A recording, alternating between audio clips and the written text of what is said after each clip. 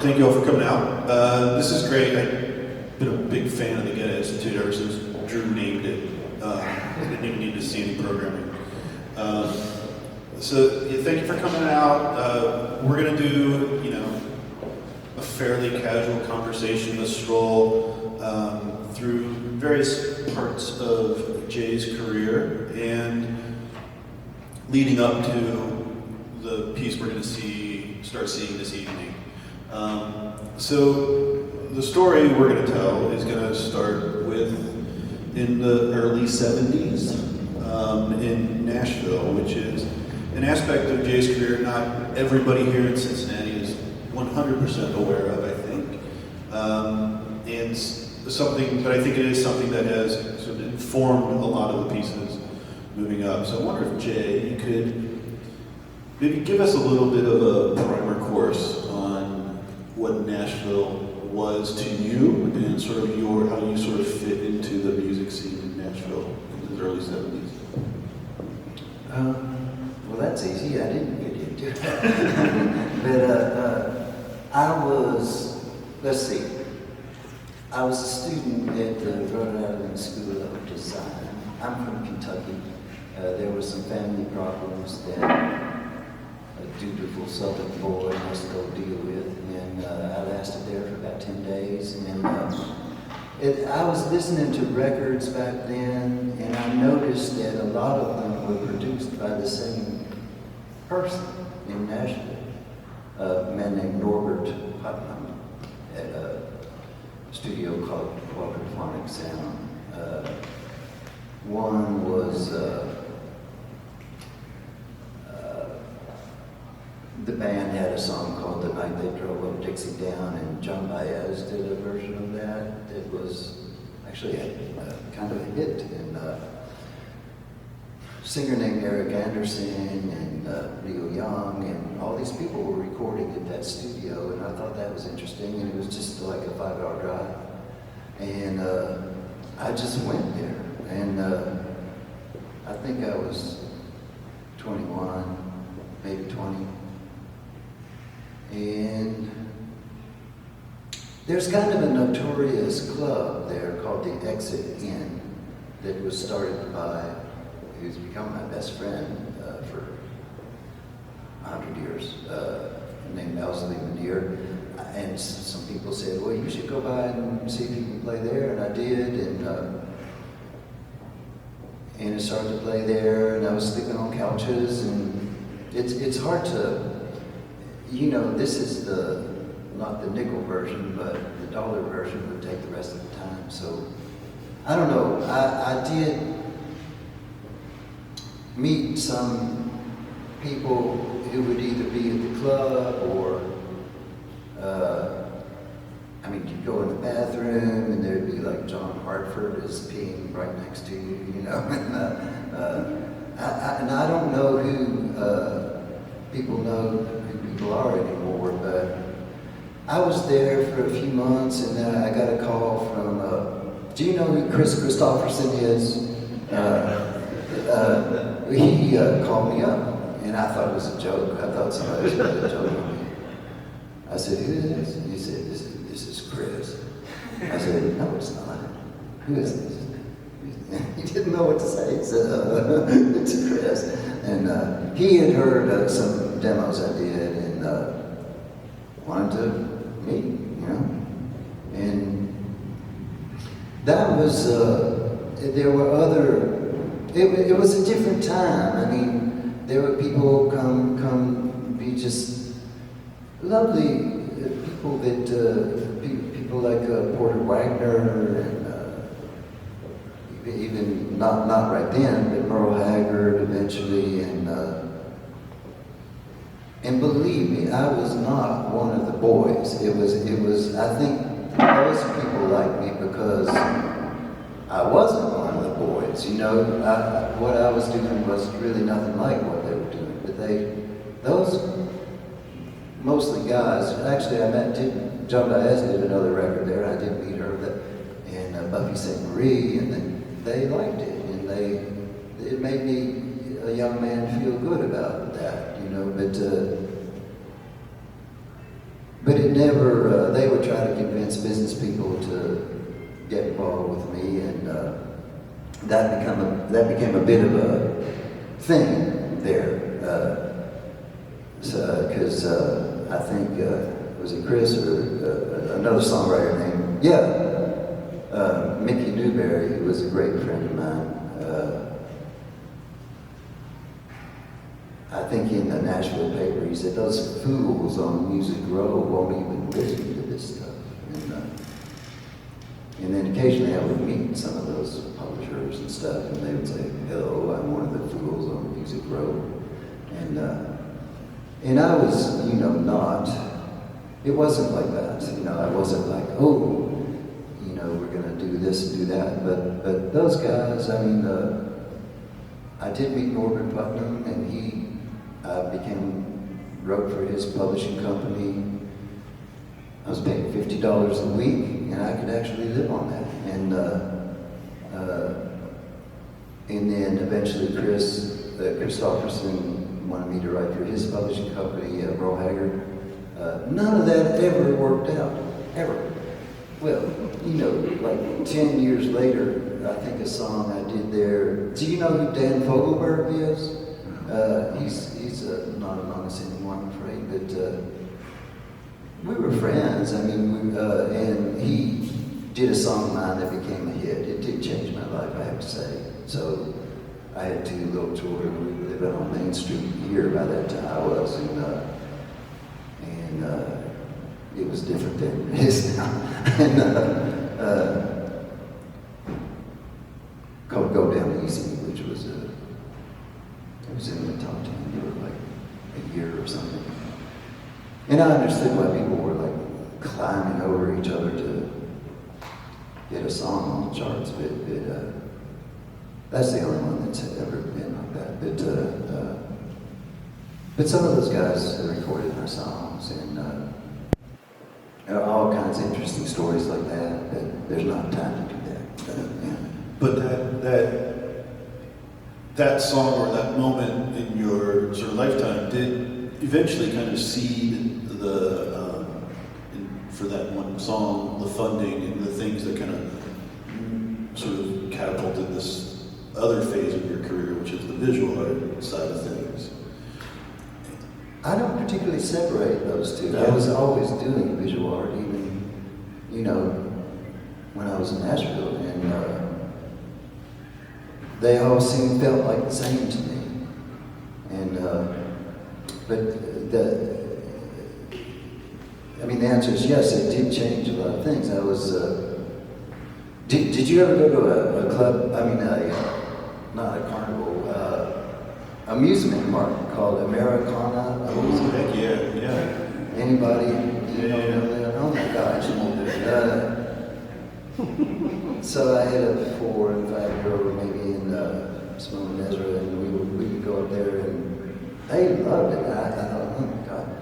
And Simone would like spit in the catfish pond, and they'd all come up and eat her spit, and she loved that, and she thought that was wonderful. And, Very traditional. Is it? And then they wanted to go on the teacup ride, and we did that, and I was like so nauseous, and I was trying to look after these little lovely humans, and so we were sitting on a crate in the sun and the concrete, and there was like some sort of wooden telephone poles that had speakers that looked like looked like the pictures of speakers in a concentration camp or something, and they played music in it, and the children were trying to convince me to go on the Ferris wheel, and then something went up my spine, and I kind of listened, and it was a song of mine. And I told the children, I wrote that song. And they looked at me and they said, can we go on the Ferris wheel? And so when we got back to over the Rhine, I called my friend in Nashville and I said, did somebody record a song that's on, like, why would it be on a speaker? at an amusement park. And he said, let me check, you know. And then I got a call from somebody in, I think in Los Angeles, and they said, are you Jay Bolotin? I said, yeah. And I said, we've been looking for you. And I said, we're working on it. He said, well, we have a check for you. And I thought it was going to be like $14 or something, but I didn't listen to AM radio or anything. I didn't listen much to radio at all, and I didn't know. But yeah, they sent me. It was like if you had several zeros to that. That's what they sent me. I said, holy shit. So yeah, it was good for me, myself, and the children, and so that that's a good thing. Yeah, something good came out of that.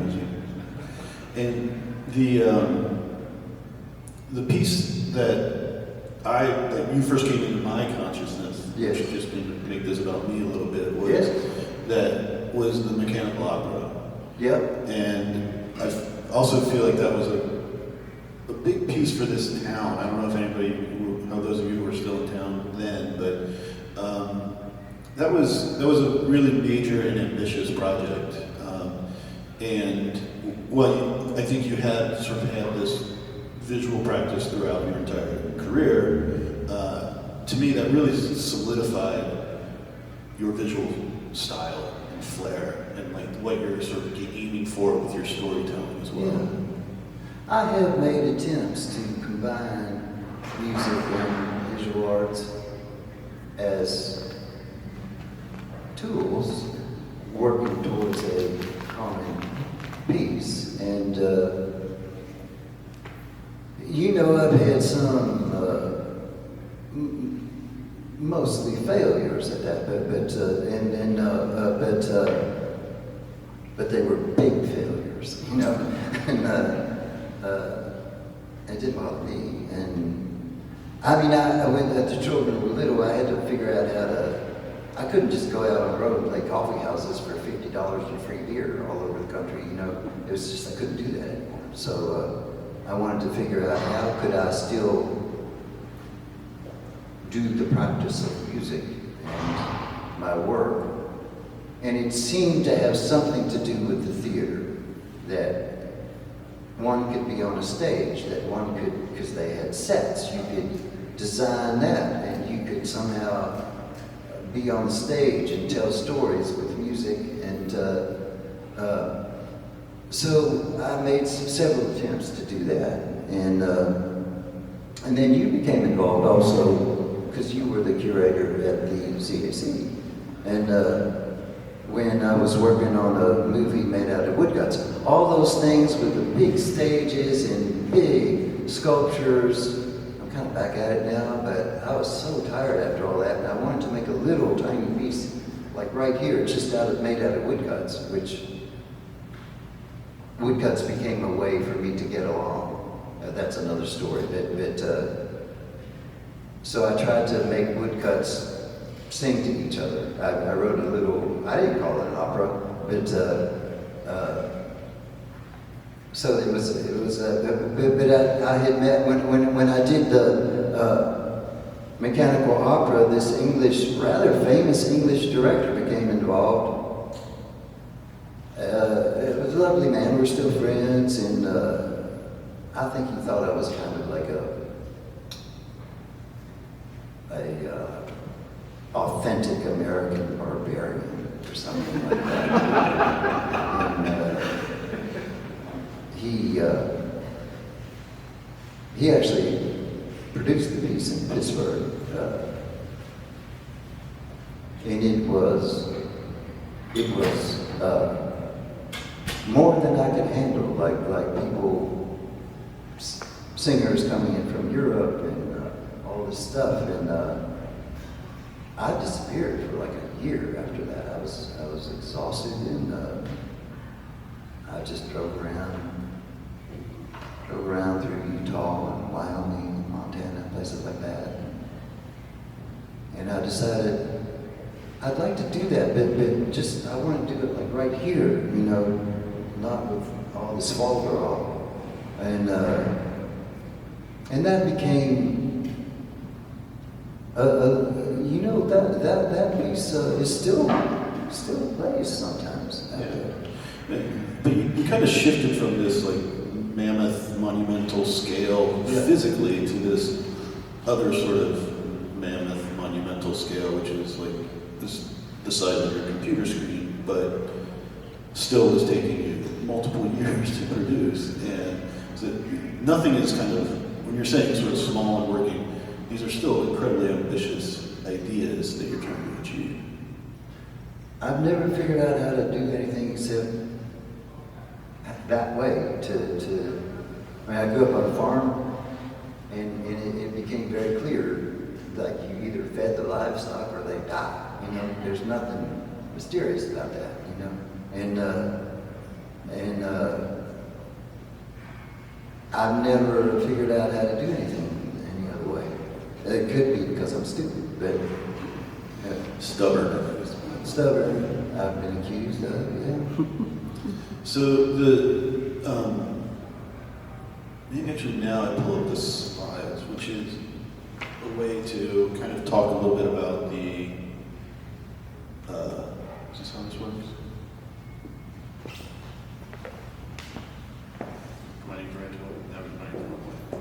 There we go. So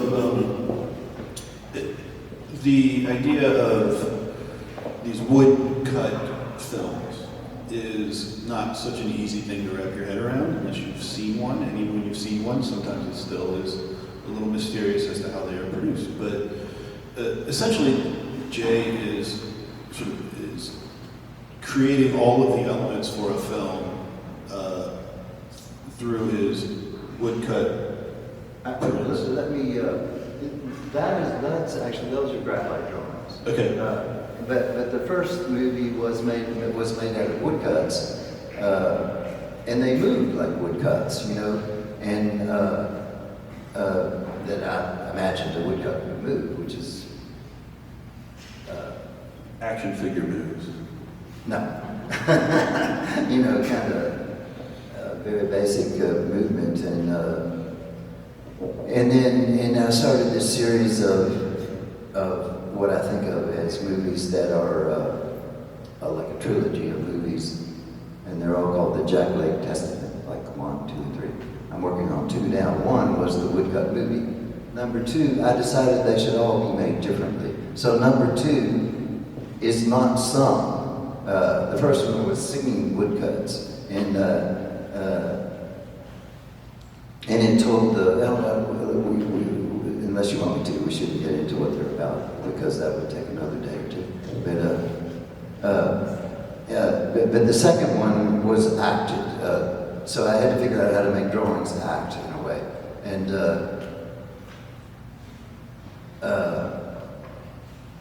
but I didn't want to do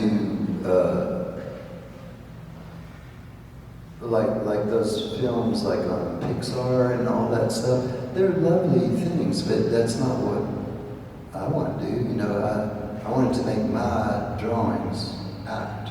So it's taken a while to figure that out. Yeah, but each project is kind of advanced, or maybe not even advanced, maybe that's the wrong way to say it, but it has sort of added another layer of sort of you figuring out how to make these things behave in the way you want them to behave. Yeah, and it's still like it's all squared off kind of, but I did figure out, okay, well wait a minute, I'm a sculptor, so I started to build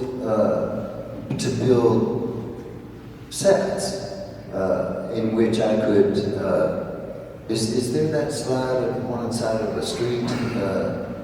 I don't know. Well, that's either one, but. You know, those figures can walk in this environment and look as though they're there. That took some figuring out too. It has to do with, I don't know if any of you all know Dave Morrison, a wonderful cinematographer here, and he likes my bourbon, so he gave me some pointers, and but it's a matter of filming these things with the notion of what's going to happen in the 20 seconds or whatever you're sequence you're doing, and putting depth, putting little markers on the set, and then having I had to invest in a rail and pan and tilt thing, because you can't do this by hand, at least because I've tried, it makes you nauseous to look at it. But so you have to have in your head what's going to happen in that scene, and then when you put that sequence in a computer, you can insert depth information. It tries to place what are called null objects on the street and on the windows and all that stuff, and then you can insert. I don't think there's any example of that in this, but you can insert like drawn windows and all kinds of other drawn stuff, and the figures who now move in a bit different way, and they have a dimensionality to them. Mostly it's because they're drawn that way, but and they're composited graphite drawings. But it took a while to figure out what you needed to do that. To be, like these are physical sets that Jay is building in his studio, to scale, but they still are quite large, and then those characters or the drawn figures are then inserted into them. So there's still this.